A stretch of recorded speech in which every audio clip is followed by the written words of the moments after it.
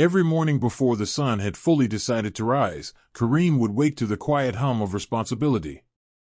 The small apartment smelled faintly of detergent and boiled tea, and in the corner sat a neatly pressed school uniform, always ready before the child who wore it ever stirred.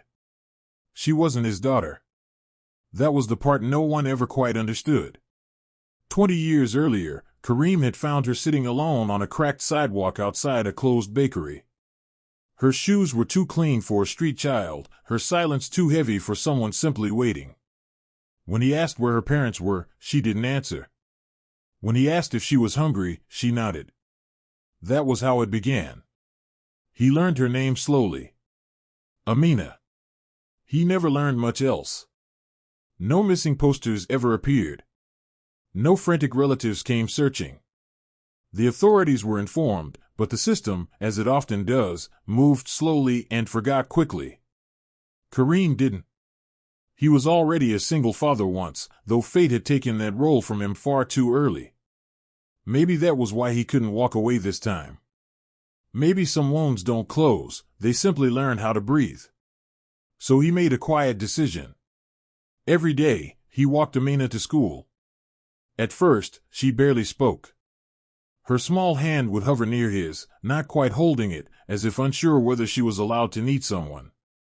But Kareem never rushed her. He would tell small stories on the way, about birds that got lost and found new homes, about stars that waited patiently for night.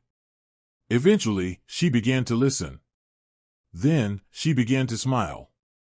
Years passed in small, unnoticed miracles. Packed lunches. Homework at the kitchen table. Shoes that needed replacing faster than his wallet could keep up. He worked long hours as a mechanic, his hands permanently marked by oil and effort, but he never missed a morning walk. It became their ritual. Rain or shine, they walked. On her last day of school, she surprised him. She hugged him tightly, something she hadn't done in years, and whispered, "I'll come back for you."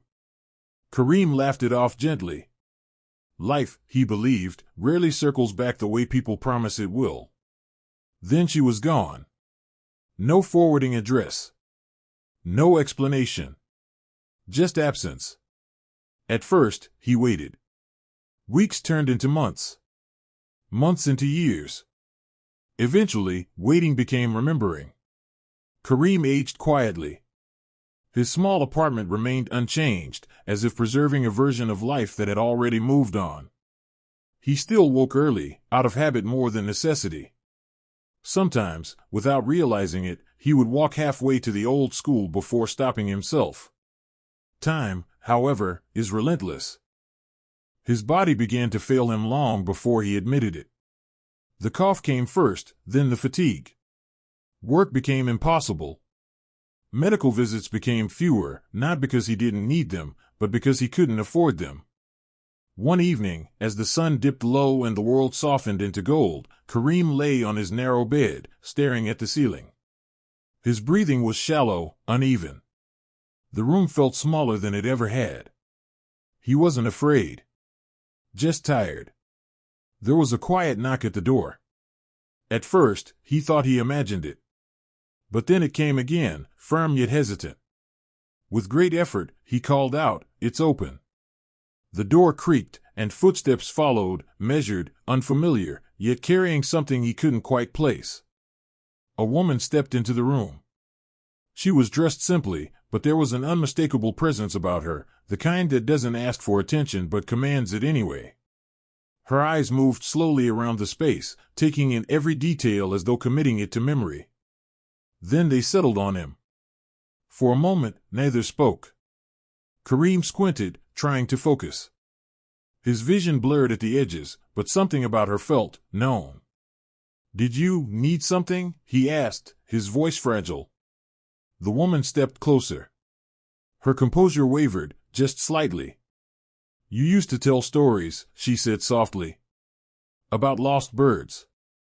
Kareem's breath caught. The years seemed to collapse inward. "Amina," he whispered. She nodded, and in that instant, the distance of 2 decades disappeared. But she was no longer the quiet child he remembered. Life had carved strength into her posture, purpose into her gaze. The world had not been gentle with her, but it had not broken her either. "I looked for you," she said, her voice trembling now. "For years, I tried to find you." Kareem smiled faintly. "I stayed in the same place." She let out a breath that was half a laugh, half a sob. "I know. I was the one who moved too far." She pulled a chair close and sat beside him, her hand finally taking his, firmly this time, without hesitation. "You kept your promise," Kareem said. "I said I'd come back," she replied. "I just didn't know how long it would take." There was a pause, heavy with unspoken history. "I never told you," she continued, "because I didn't understand it myself back then. The day you found me, I had run away. My family was powerful, but not kind. I didn't feel safe. When I left, I didn't plan anything, I just wanted out." Kareem listened, his eyes never leaving hers. "I built something of my own," she said. "A company. Then another. People call me successful now. They say I'm one of the richest women in the world." She gave a small, almost bitter smile. But none of it felt complete. Kareem chuckled weakly. "Money rarely fixes the important things. That's why I came back," she said. "Not with money. With gratitude." Her grip tightened around his hand. "You gave me something no one else did. Safety. Patience. A reason to believe I could belong somewhere." Kareem's eyes softened. "You did the rest yourself." Silence settled between them again, but this time it was warm. Outside, the evening deepened. "I want to take care of you now," Amina said gently. "Please. Let me." Kareem looked at her for a long moment, then shook his head, not in refusal, but in quiet acceptance of something deeper. "You already have," he said. His breathing slowed. Amina leaned closer, her eyes searching his face as if trying to memorize every line, every story it held. "You're not alone," she whispered. Kareem's lips curved into a faint smile. "I never was." And then, peacefully, he let go. Amina stayed there long after, holding his hand as the world outside continued its indifferent rhythm. But inside that small room, something profound had come full circle. A simple act, repeated every morning without expectation, had rewritten two lives. And even in the end, it had brought them back to where they had always belonged, together, if only for a moment.